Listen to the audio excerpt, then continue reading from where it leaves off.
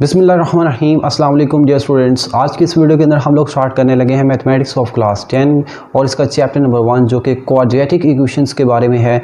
आज की इस वीडियो के अंदर हम क्वाड्रेटिक इक्वेशन के बारे में लर्न करेंगे और इसके साथ प्योर क्वाड्रेटिक इक्वेशन की डेफिनेशन देखेंगे।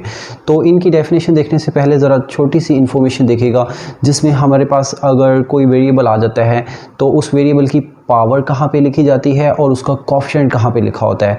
तो ऑब्जर्व कीजिएगा कि हमारे पास कोई एक वेरिएबल x है, इसमें जो टॉप कॉर्नर पे नंबर लिखा जाएगा इसको हम बोलेंगे कि ये इसकी पावर है या फिर एक्सपोनेंट भी कहते हैं, और इसके साथ जो नंबर लिखा जाएगा उसको हम बोलेंगे कि वो इसका कोएफिशिएंट है।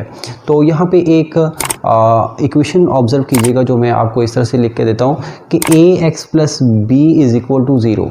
यहाँ पर अगर आप ऑब्ज़र्व करें वेरिएबल x है और इस वेरिएबल की पावर नहीं लिखी हुई, जिस वेरिएबल की पावर नहीं लिखी होती उसकी पावर 1 कंसिडर करते हैं। तो ऐसी इक्वेशन जिसमें वेरिएबल की पावर 1 आ जाए उसको हम कहते हैं कि वो एक लीनियर इक्वेशन है। तो जो ये मैंने आपको एग्जांपल दी है ये एक लीनियर इक्वेशन है। तो अब एक और इक्वेशन ऑब्जर्व कीजिएगा जिसमें लिखा हुआ है ax² plus bx plus c is equal to 0। तो यहाँ पर वेरिएबल जो क्वांटिटी है वो है x और वो 2 बार लिखी हुई है। एक बार x के ऊपर पावर नहीं मेंशन की गई और एक के ऊपर पावर 2 मेंशन की गई है। तो जिसके ऊपर पावर मेंशन नहीं की गई उसकी पावर तो 1 होगी और जिसके ऊपर पावर 2 है वो तो हाईएस्ट पावर है।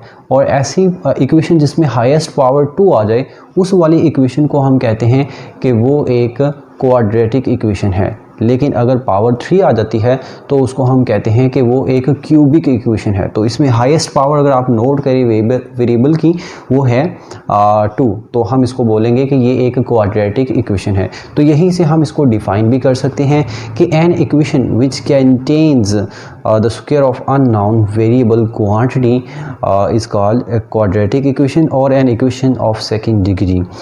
यहाँ पर जो ये इक्वेशन दी गई है ax² plus bx plus c is equal to 0, ये स्टैंडर्ड फॉर्म है इसकी। तो स्टैंडर्ड फॉर्म क्या होती है? Second degree equation in one variable x is of the form ax² plus bx plus c is equal to 0। यहाँ पर a कभी भी 0 नहीं हो सकता। अगर हम a कोएफिशिएंट को 0 कंसिडर कर लें तो यहाँ पर x² वाली टर्म ख़त्म हो जाएगी और बाकी रह जाएगा bx प्लस c। तो यहाँ पे अगर आप bx प्लस c को ऑब्ज़र्व करें तो ये एक लीनियर इक्वेशन बन जाती है क्योंकि यहाँ पर हाईएस्ट पावर 1 है। तो लीनियर इक्वेशन के बारे में मैंने आपको पहले बता दिया था। अब उसके बाद ज़रा देखिएगा यहाँ पे जो कोएफिशिएंट a b c हैं ये तीनों रियल नंबर्स हैं, तो हम इनको बोल सकते हैं कि ये रियल नंबर्स हैं। तो ये जो मैंने आपको एग्जांपल दी है ax² plus bx plus c is equal to 0, ये इसकी जनरल फॉर्म और स्टैंडर्ड फॉर्म है। तो इसी को हम कहते हैं कि ये एक क्वाड्रेटिक इक्वेशन है। इसके बाद आती है प्योर क्वाड्रेटिक इक्वेशन।